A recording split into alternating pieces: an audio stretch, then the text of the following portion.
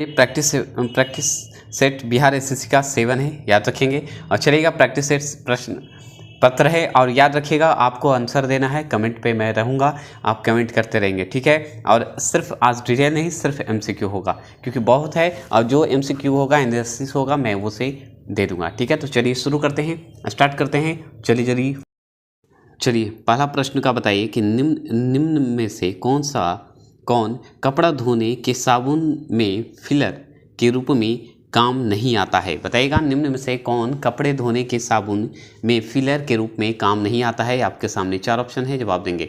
तो आप याद रखिएगा ऑप्शन नंबर ए याद रखेंगे, ग्लिसरॉल जो है वो साबुन जो है काम नहीं आता है, याद रखेंगे। आगे की ओर चलेंगे, दूसरा प्रश्न का जवाब देंगे। दूसरा प्रश्न है निम्न में से कौन सा जीवाणु जो है बिना इलेक्ट्रिकरण की प्रक्रिया में भाग लेता है। बिना इलेक्ट्रिकरण के प्रक्रिया में भाग लेता है, कौन सा ऐसा बैक्टीरिया है, जीवाणु है, बताइएगा। तो याद रखिएगा ऑप्शन नंबर सी, याद रखेंगे अस्यूडोमोनास, याद रखिएगा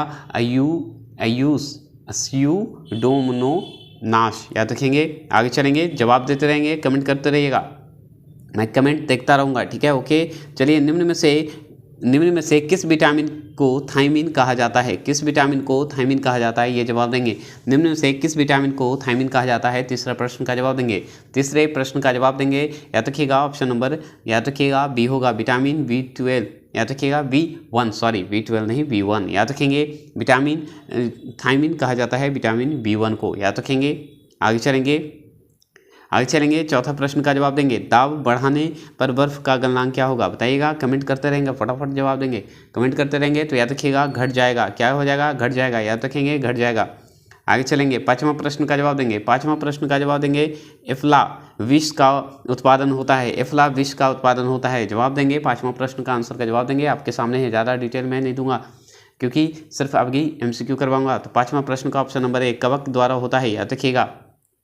आगे की ओर चलेंगे, छठा प्रश्न का जवाब देंगे। आज फटाफट करवाएंगे, आपको स्लो करके या स्पीड करके देख लेना है। रासायनिक समीकरण किस नियम के अनुसार संतुलित होती है, बताइएगा, किस नियम के साथ संतुलित होती है। रासायनिक समीकरण किस नियम के अनुसार संतुलित होती है, ये जवाब देंगे। छठे प्रश्न का जवाब देंगे, आपको PDF के साथ मिल जाएगा, डिटेल भी, ठीक है। तो इसका जवाब दीजिए, छठे प्रश्न का जवाब देंगे ऑप्शन नंबर सी, द्रव्यमान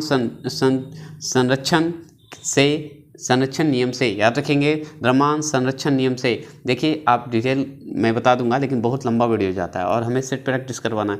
ऐसे डिटेल तो मैं छोटा छोटा वीडियो बना के दे ही रहा हूँ, है ना। तो अगर आपको लगता है कि डिटेल चाहिए तो कमेंट करेंगे, ठीक है। चलिए पुराना वीडियो आप अगर 7वां चल रहा है, आप अगर 5वां 6ठा नहीं देखें तो देख लीजिएगा, ठीक है। परमाणु में धनावेशित कणों की उपस्थिति को सर्वप्रथम निम्न में से किसने दर्शाया था। निम्न में से किसने दर्शाया था, आपके सामने 7वां प्रश्न का जवाब देंगे। तो ऑप्शन नंबर ए गोल्डस्टीन, याद रखिएगा, गोल्डस्टीन ने दर्शाया था। आगे चलेंगे, 8वां प्रश्न का जवाब देंगे। 8वां प्रश्न का जवाब देंगे। 8वां प्रश्न का जवाब देंगे।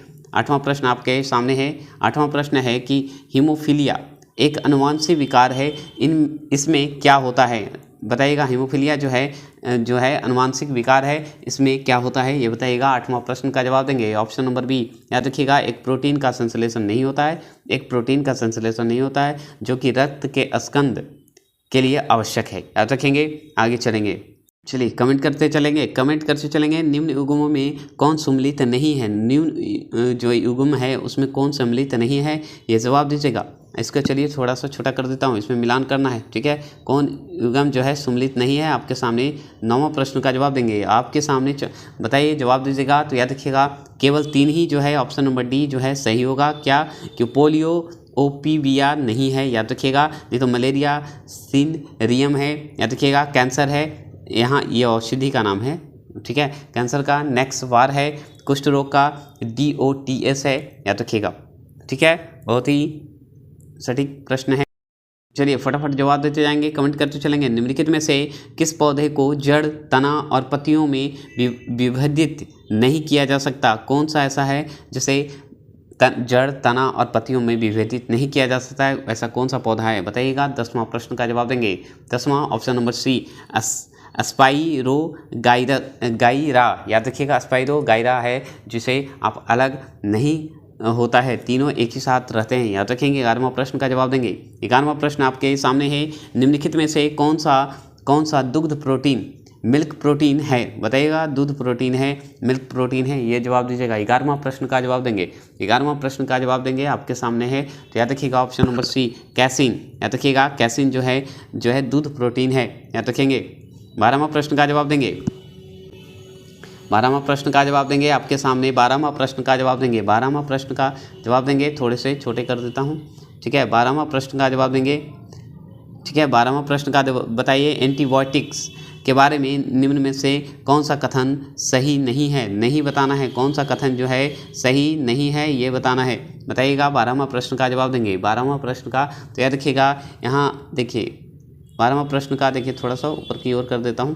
12वां प्रश्न में है कि ऑप्शन नंबर डी देख रहे हैं, एंटीबायोटिक के दुष्प्रभाव में डिप्थीरिया, फाइलेरिया और चेचक शामिल होते हैं, याद रखिएगा शामिल होते हैं, ये कथन गलत है, ठीक है, गलत है, नहीं तो सब सही है। एंटीबायोटिक्स जीवाणु जनित रोग के विरुद्ध प्रभावी होता है, एकदम सही है। एंटीबायोटिक्स जो है विषाणु के विरुद्ध प्रभावी नहीं होता है, एकदम सही है।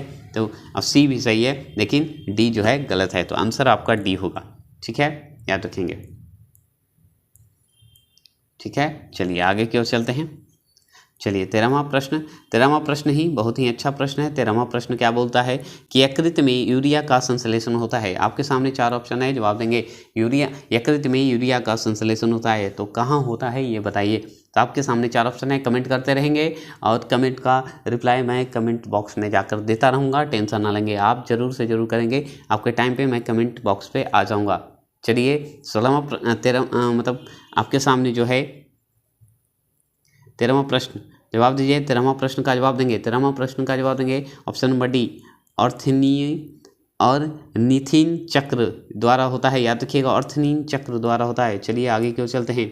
14वां प्रश्न का जवाब देंगे, इनमें से कौन सा कार्बोहाइड्रेट मोनोसैकराइड है, बताइएगा। इनमें से कौन मोनोसैकराइड है, बताइएगा। इनमें से कौन मोनोसैकराइड है। 14वां प्रश्न का ऑप्शन नंबर ए, याद रखिएगा ग्लूकोज और फैक्ट्रोज, याद रखिएगा ग्लूकोज एवं फैक्ट्रोज होता है, याद रखेंगे। चलिएगा 15वां प्रश्न का जवाब देंगे। 15वां प्रश्न का जवाब देंगे,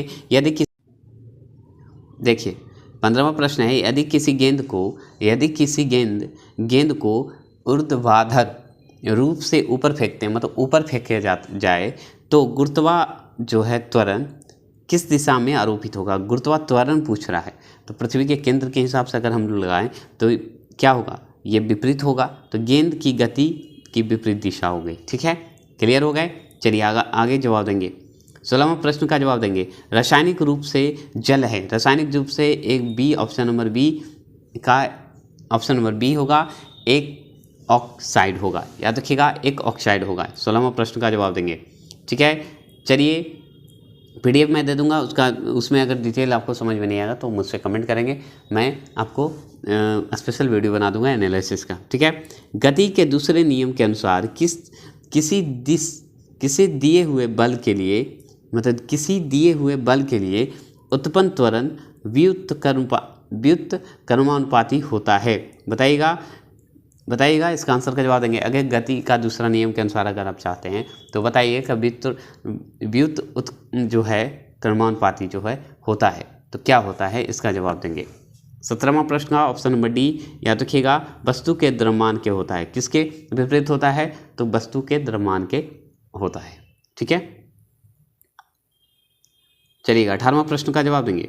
18वां प्रश्न का है कि अनुप्रस्थ तरंग क्या है, ठीक है, क्या है अनुप्रस्थ तरंग क्या है, बताएंगे। आपके सामने 4 ऑप्शन है, जवाब दीजिएगा, जवाब देंगे, फटाफट जवाब देंगे, आपको मैं टाइम दे रहा हूँ, जल्दी जवाब देंगे, क्योंकि आप आंसर का जवाब दीजिए, आपके कमेंट का इंतजार रहेगा, क्योंकि मेहनत अब शुरू कर दीजिए मेरे दोस्त, देरी ना करें। तो चलिए आपका प्रैक्टिस सेट नया प्रकाशन में लाने वाला हूँ। अब प्रीवियस ईयर जो क्वेश्चन बैंक है मैं ऑर्डर कर दिया हूँ, जल्द आ रहा है, ठीक है, बिहार SSC वाले के लिए। तो चलिएगा 18वां प्रश्न का अनुप्रस्थ तरंग क्या है, तो याद रखिएगा ऑप्शन नंबर ए, इन तरंगों में माध्यम के कण तरंगों के संचारण की दिशा के लंबवत दिशा में कंपन करता है, ठीक है, ऑप्शन नंबर ए इसका सही है। चलिए आगे की ओर चलते हैं, ठीक है। चलिएगा 19वां प्रश्न का जवाब देंगे, वायु में सल्फर डाइऑक्साइड द्वारा प्रदूषण का सूचक है। बताइएगा, वायु में सल्फर डाइऑक्साइड द्वारा प्रदूषण का सूचक है। आपके सामने 4 ऑप्शन है, जवाब देंगे। 19वां प्रश्न का जवाब देंगे ऑप्शन नंबर ए लाइकेन, याद रखिएगा ऑप्शन नंबर ए लाइकेन, याद रखेंगे। आगे चलेंगे, 20वां प्रश्न का जवाब देंगे। 20वां प्रश्न का जवाब देंगे, कटहल, जैक फ्रूट में खाने योग्य भाग कौन सा है? जैक फ्रूट में खाने योग्य भाग कौन सा है? आप जवाब देंगे तो याद रखिए ऑप्शन नंबर सी सहपत्र और परित पुंज, याद रखेंगे। आगे की ओर चलेंगे, चलिए इसका जवाब दीजिएगा। 21वां प्रश्न का जवाब देंगे मेरे दोस्त, निम्नलिखित में से कौन सा विद्युत चुंबकीय तरंगों का गुण नहीं है? विद्युत चुंबकीय तरंगों का गुण नहीं है। आपके सामने 4 ऑप्शन है, जवाब देंगे मेरे दोस्त। आपके सामने 4 ऑप्शन है, जवाब देंगे। विद्युत चुंबकीय तरंगों का गुण नहीं है, नहीं का सवाल पे ज़्यादा फोकस करेंगे। आप कमेंट करते रहेंगे और देखते रहेंगे। तो याद क्या, जिनका ऑप्शन नंबर ए आया होगा उनका सही होगा।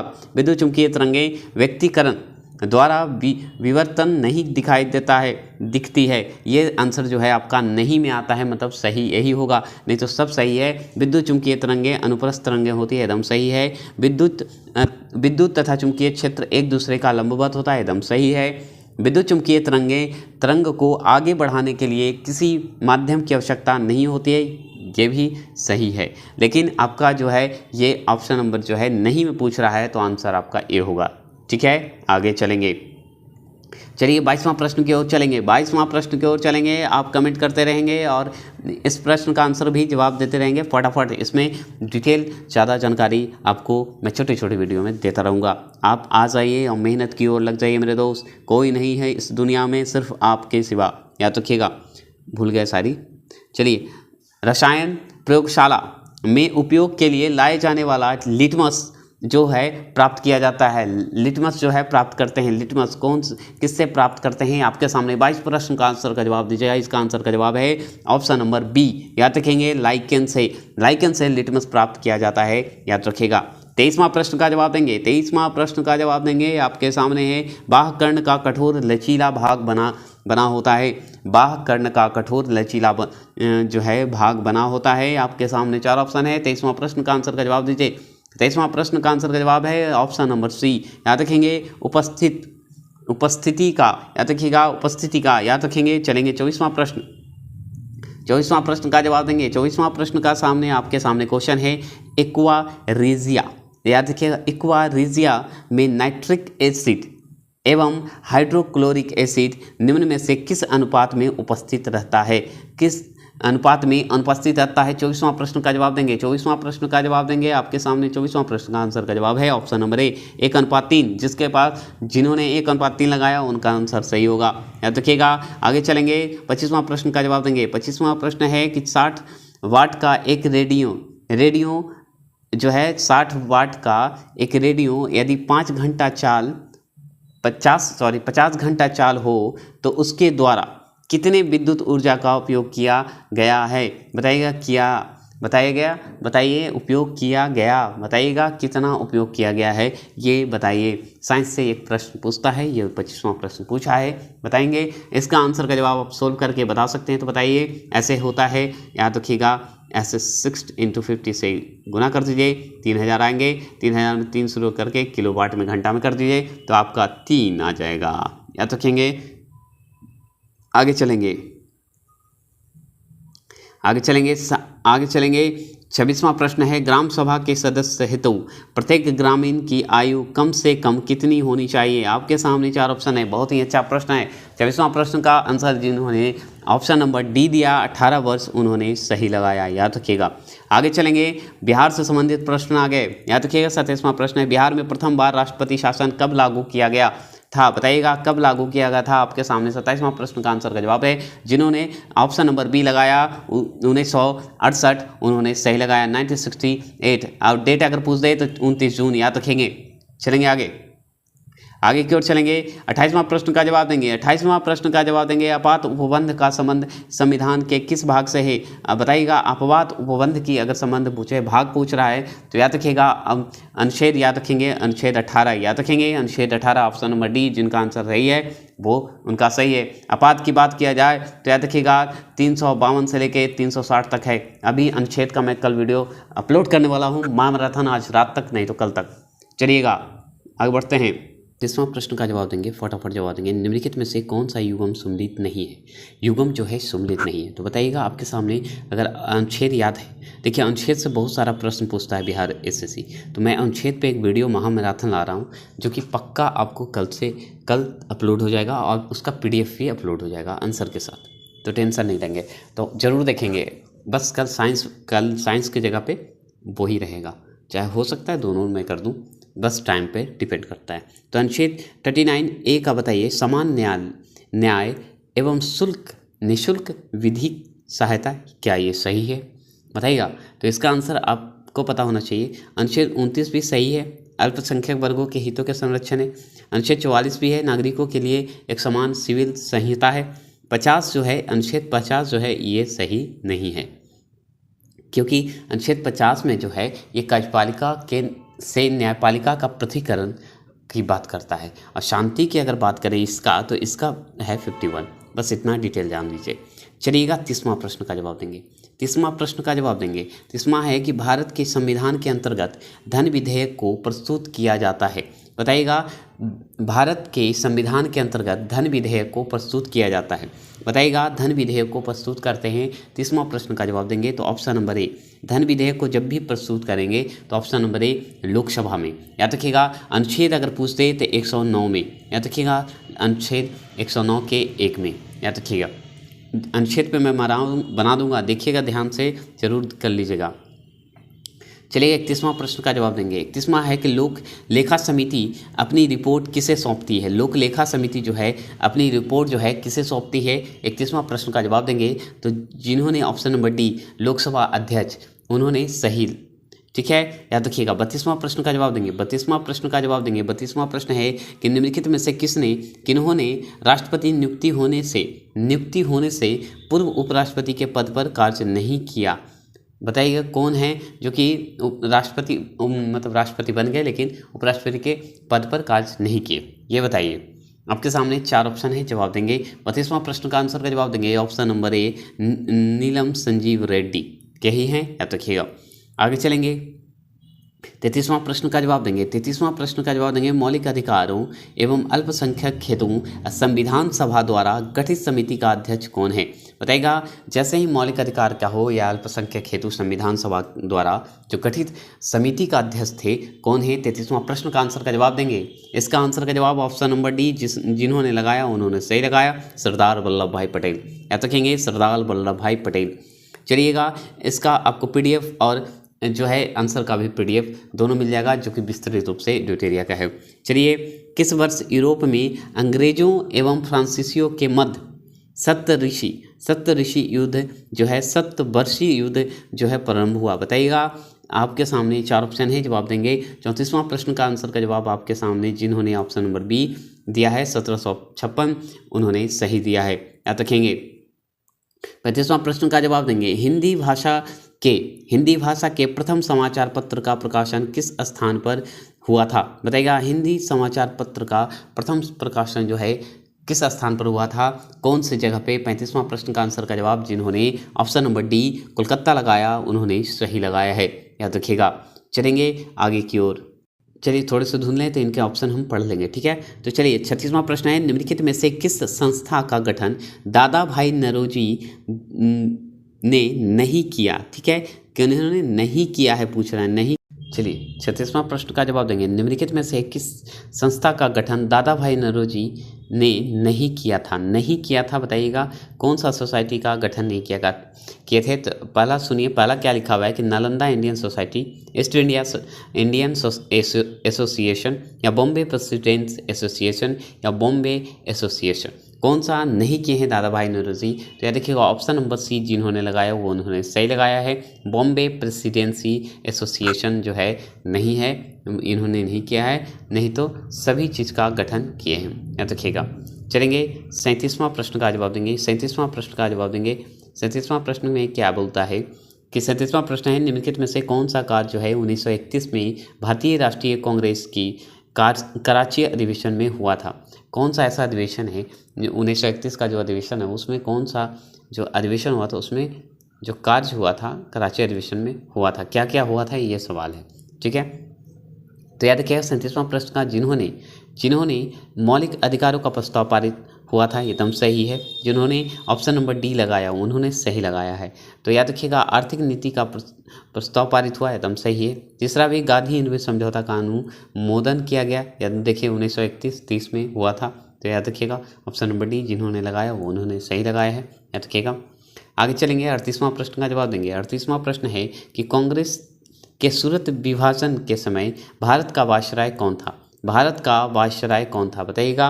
कांग्रेस के सूरत विभाजन के समय भारत का वायसराय कौन था? 38वां प्रश्न का जवाब देंगे। याद रखिएगा ऑप्शन नंबर बी लॉर्ड मिंटोन द्वितीय, याद रखिएगा लॉर्ड मिंटोन द्वितीय ने किया था, याद रखेंगे लॉर्ड मिंटोन द्वितीय ने किया था। चलिएगा आगे की ओर। नेक्स्ट क्वेश्चन से किस आंदोलन के दौरान छात्रों द्वारा स्वराज ट्रेन का संचालन शुरू किया गया था? मतलब संचालन में निम्नलिखित में से किस आंदोलन के दौरान छात्रों द्वारा स्वराज ट्रेन का संचालन किया गया था बताइएगा। संचालन किया गया था बताइएगा। 39वां प्रश्न का आंसर का जवाब देंगे ऑप्शन नंबर बताइएगा इसका। जिन्होंने ऑप्शन नंबर सी लगाया भारत छोड़ो आंदोलन उन्होंने सही लगाया है, याद रखिएगा जिन्होंने सी लगाया उन्होंने सही लगाया है। आगे चलेंगे, आगे प्रश्न का जवाब देंगे। निम्नलिखित में से किस मुगल शासक ने 2 अप्सा एवं सिंह अप्सा की नीति लागू किया बताइएगा। आपके सामने 4 ऑप्शन है, जवाब देंगे 4 ऑप्शन है। 40वां प्रश्न का जवाब देंगे। जिन्होंने ऑप्शन नंबर ए लगाया जहांगीर उन्होंने सही लगाया है, देखिएगा। चलिएगा 41वां प्रश्न का जवाब देंगे। 41वां प्रश्न का बताइए सत्यनामी विद्रोह किस मुगल शासक के समय हुआ था? सत्यनामी विद्रोह जो है किस शासक के शासनकाल में हुआ था? जिन्होंने 41वां प्रश्न का आंसर का जवाब दिया होगा, जिन्होंने ऑप्शन नंबर डी दिया उन्होंने सही दिया होगा, औरंगजेब, याद रखेंगे। 42वां प्रश्न का जवाब देंगे। ऋग्वेद काल में किस नदी को सर्वाधिक पवित्र नदी माना गया है? सर्वाधिक पवित्र नदी माना गया है किस नदी को बताइएगा। जिन्होंने ऑप्शन नंबर बी सरस्वती लगाए हैं उन्होंने सही लगाए हैं, सरस्वती नदी, याद रखिएगा सरस्वती नदी को।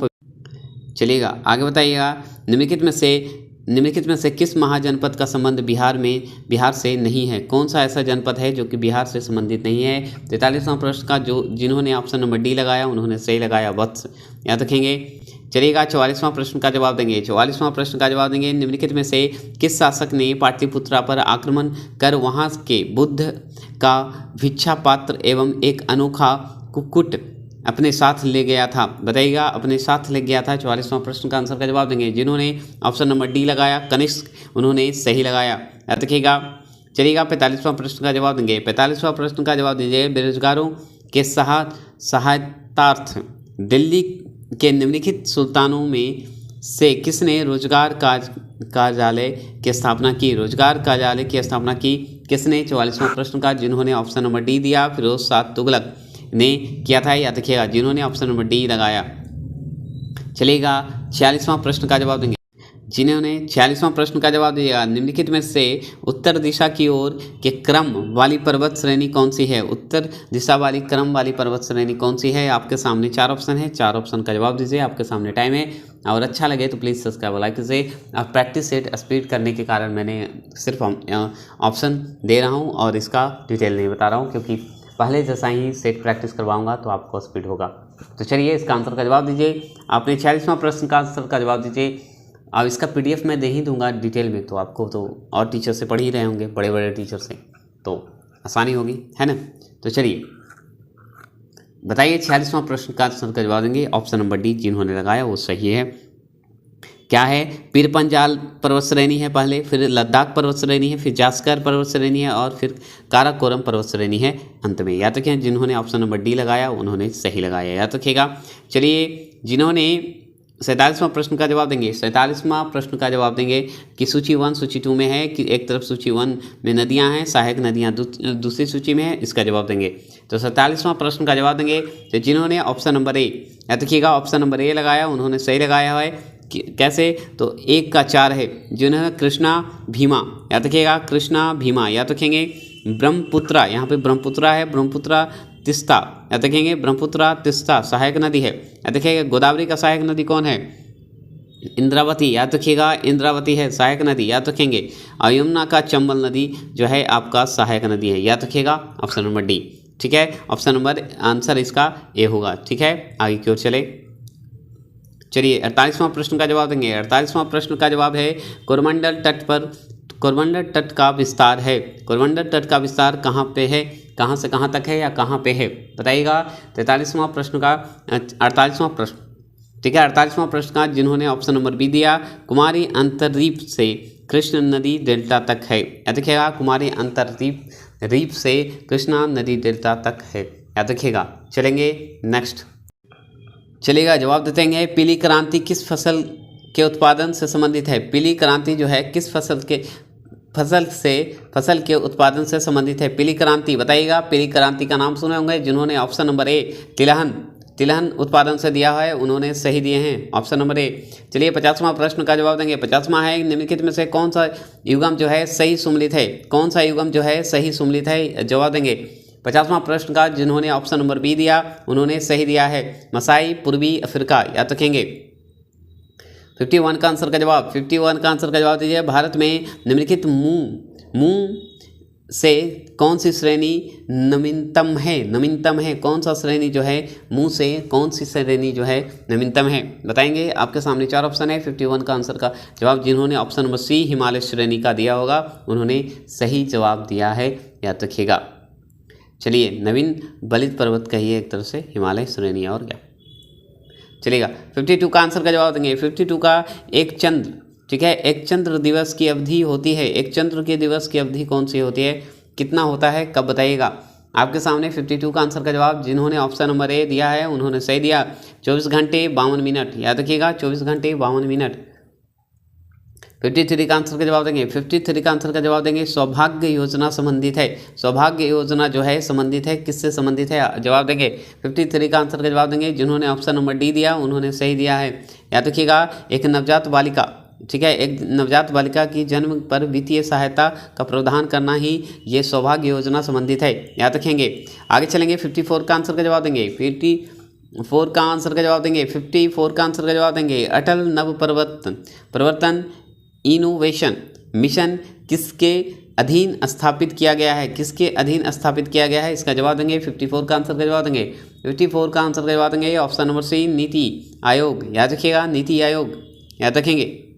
जिन्होंने ऑप्शन नंबर सी दिया उन्होंने सही दिया है। 55 का आंसर का जवाब देंगे। 55 का आंसर का जवाब देंगे कि निम्नलिखित सूचांकों में कौन सा मानव विकास सूचांक HDI की गणना जो है सम्मिलित नहीं है, सम्मिलित नहीं किया जाता है। कौन सी गणना जो है सम्मिलित नहीं किया जाता है? सामाजिक असमानता जो है ये नहीं किया जाता है, नहीं तो जीवन का, शिक्षा का, प्रति व्यक्ति आय, ये सब किया जाता है, याद रखिएगा। जिन्होंने ऑप्शन नंबर डी दिया उन्होंने सही दिया। चलिए 56 का आंसर का जवाब देंगे। भारत में सेवा कर किसकी सिफारिशों से लागू हुआ है? किसकी सिफारिशों से लागू हुआ है, इसका आंसर का जवाब देंगे। 56 का आंसर का जवाब देंगे जिन्होंने ऑप्शन नंबर बी लगाया उन्होंने सही लगाया है, राजा जे चेल्लैया समिति, याद रखिएगा, राजा जे चेल्लैया समिति, याद रखेंगे।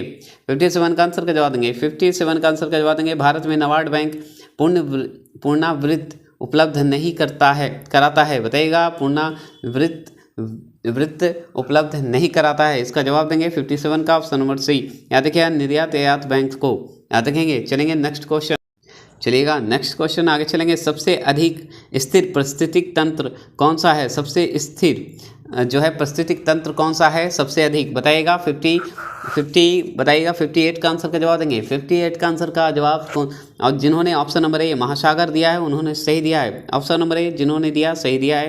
59 का आंसर का जवाब देंगे। 59 का आंसर का जवाब देंगे, इनमें से कौन सा खाद्य श्रृंखला का निर्माण करता है?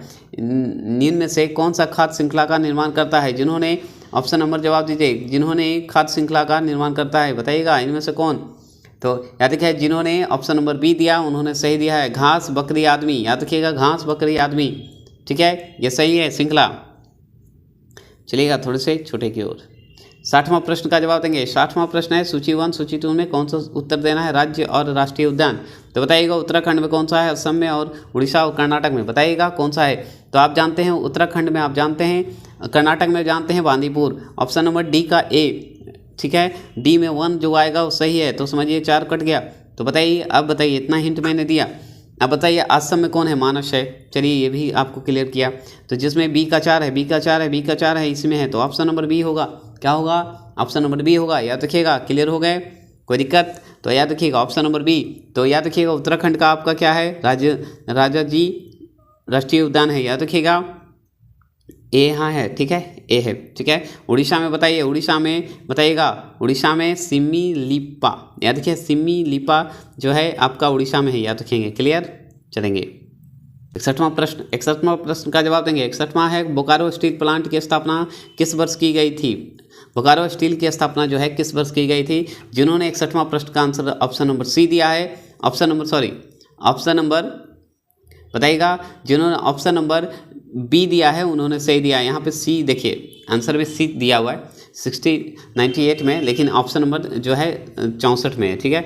जिन्होंने ऑप्शन नंबर 1964 दिया उन्होंने सही दिया है, ठीक है, याद रखिएगा। 1964 में स्थापना किया गया था, 68 में नहीं, ठीक है। चलिए, जिन्होंने ऑप्शन नंबर बी दिया है मतलब उनका सही है 61वां का, याद रखिएगा।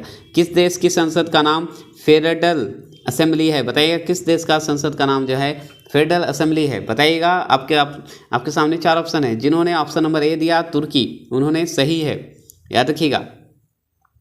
चलिएगा आगे चलेंगे। 63वां प्रश्न, लाली वन्य जीव अभयारण्य किस राज्य में स्थित है? लाली वन्य जीव अभयारण्य जो है किस राज्य में स्थित है? जिन्होंने इसका 4 ऑप्शन का इनमें से कौन सा ऑप्शन सही है? तो याद रखिएगा, जिन्होंने ऑप्शन नंबर ए दिया अरुणाचल प्रदेश, उन्होंने सही दिया। तो लाली वन्य जीव अभयारण्य अरुणाचल प्रदेश में है। 64वां प्रश्न का जवाब देंगे। 64वां प्रश्न बताइए, वन्य जीव सप्ताह मनाया जाता है, वन्य जीव सप्ताह मनाया जाता है। तो जिन्होंने ऑप्शन नंबर ए दिया अक्टूबर के पहले सप्ताह में मनाया जाता है, उन्होंने सही जवाब दिया। देखिए करंट से आया है, याद रखिएगा। 65वां प्रश्न का जवाब देंगे। 65वां प्रश्न का जवाब दीजिए, किस राज्य सरकार द्वारा हमरा बेटी हमरा मान योजना की शुरुआत की गई है? बताइए कौन सा जो है राज्य सरकार है जो कि ये हमरा बेटी हमरा मान योजना शुरू किया है? 65वां आंसर का जवाब दीजिए। तो जिन्होंने 65वां प्रश्न का आंसर का जवाब ऑप्शन नंबर ए दिया है उन्होंने सही दिया है, छत्तीसगढ़, याद रखेंगे।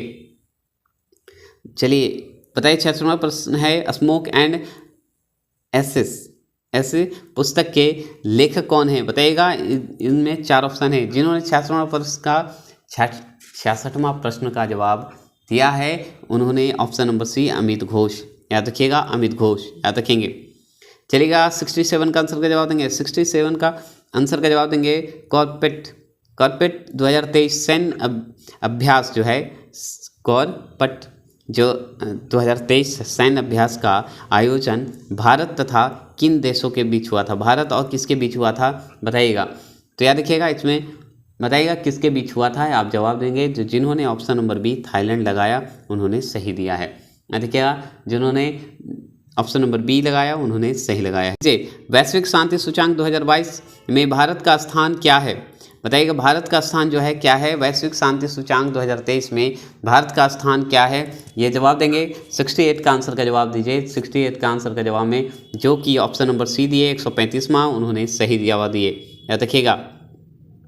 69 का आंसर का जवाब देंगे। 22वें विधि आयोग का अध्यक्ष किसे नियुक्त किया गया है? बताइएगा, विधि आयोग का अध्यक्ष जो है किसे नियुक्त किया गया है? 69 का आंसर का जवाब देंगे। जिन्होंने ऑप्शन नंबर सी दिया ऋतु राज अवस्थी को, उन्होंने सही जवाब दिया है, याद रखिएगा। अनवर इब्राहिम हाल ही में, ठीक है, अनवर जो इब्राहिम है हाल ही में किस देश के प्रधानमंत्री नियुक्त हुए?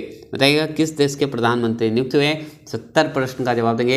याद रखिएगा 70वां प्रश्न का जवाब है, याद रखेंगे, जिन्होंने ऑप्शन नंबर ए दिया मलेशिया, उन्होंने सही जवाब दिया, याद रखेंगे। चलिए, विश्व स्वास्थ्य दिवस 2023 का विषय क्या है?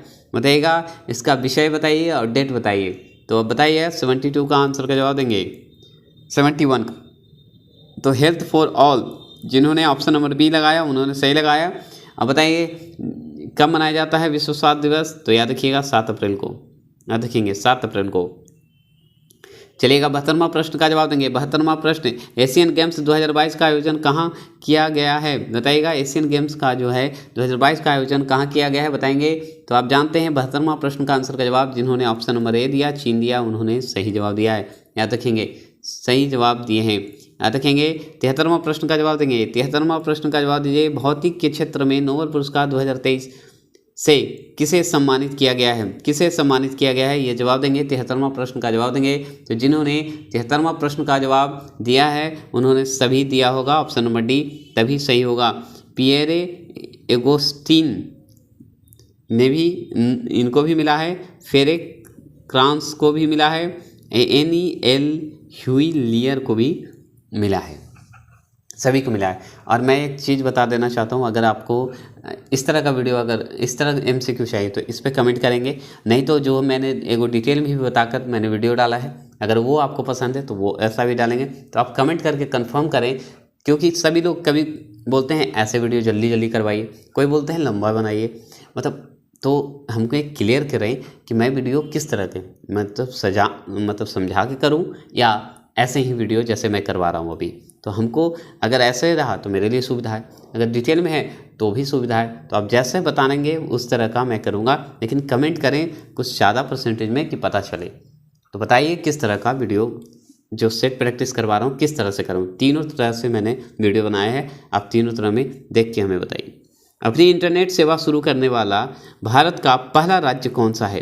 भारत का पहला राज्य कौन सा है? 74 का आंसर का जवाब दीजिए। तो जिन्होंने ऑप्शन नंबर ए केरल लगाया है उन्होंने सही लगाया है। याद रखिएगा, देखिए बजट पे मैंने आज ही वीडियो मैंने बनाया है, अगर नहीं देखे हैं तो मैं नहीं बोल सकता। बजट 2023 और 24 के केंद्र सरकार ने देश के कितने ब्लॉक को में आकांक्षी ब्लॉक योजना कार्यक्रम शुरुआत किया है? कितना बताइए, सोचिए। आज ही मैंने करवाया है, आज ही ये आंसर आ गया 500 ब्लॉक। सोचिए 500 खाली सिर्फ था उसमें 500 ब्लॉक साथ में, बस सोचिए। चलिए आज के लिए अंतिम इतना ही करते हैं। जय हिंद, जय भारत। अच्छा लगे तो प्लीज़ सब्सक्राइब और लाइक करें। और किस तरह का चाहिए आपको, अगर इस तरह का MCQ अच्छा लगा तो इस तरह का करवाएंगे, नहीं तो आपको जो मैंने डिटेल 1 घंटा का डलवाया है वीडियो वो ऐसा तो उस तरह का भी डालेंगे। तो आप सिर्फ जवाब दें, कमेंट करें, क्लियर करें, ठीक है, कि मैं किस तरह का वीडियो डालूँ। जय हिंद, जय भारत।